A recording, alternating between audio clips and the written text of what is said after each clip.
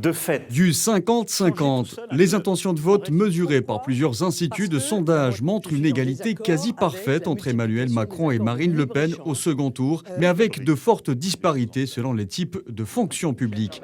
Une course à la présidence qui prend tout son sens donc et viendrait peut-être confirmer la montée de l'extrême droite en France.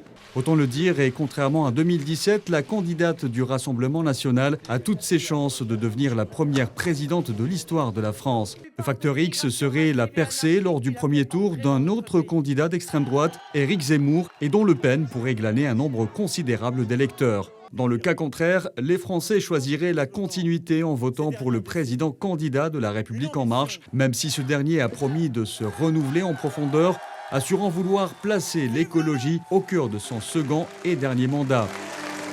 L'autre enjeu de ce scrutin est la crainte de l'abstention. Les 48,7 millions de Français appelés à voter ne se sont pas bousculés vers les urnes.